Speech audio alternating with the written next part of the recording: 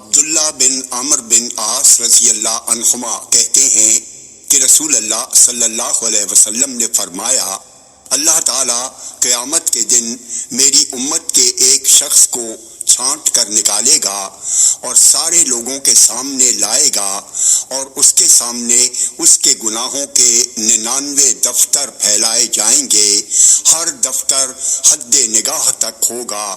پھر اللہ عز و جل پوچھے گا، کیا تو اس میں سے کسی چیز کا انکار کرتا ہے؟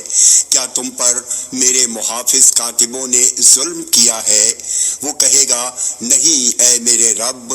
پھر اللہ کہے گا، کیا تیرے پاس کوئی عذر ہے؟ تو وہ کہے گا، نہیں اے میرے رب۔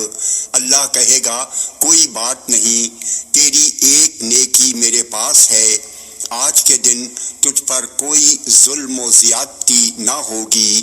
پھر ایک پرچہ نکالا جائے گا جس پر اشہد ان لا الہ الا اللہ و اشہد ان محمدً عبدہ و رسولہ، میں گواہی دیتا ہوں کہ کوئی معبود برحق نہیں سوائے اللہ تعالیٰ کے، اور میں گواہی دیتا ہوں کہ محمد صلی اللہ علیہ وسلم اس کے بندے اور اس کے رسول ہیں، لکھا ہوا ہوگا۔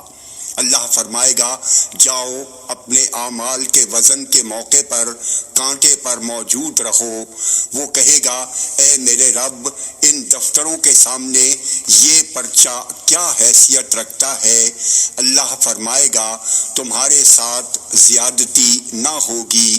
آپ صلی اللہ علیہ وسلم نے فرمایا، پھر وہ تمام دفتر ایک پلڑے میں رکھ دیے جائیں گے اور وہ پرچہ دوسرے پلڑے میں، پھر وہ سارے دفتر اٹھ جائیں گے اور پرچہ بھاری ہوگا۔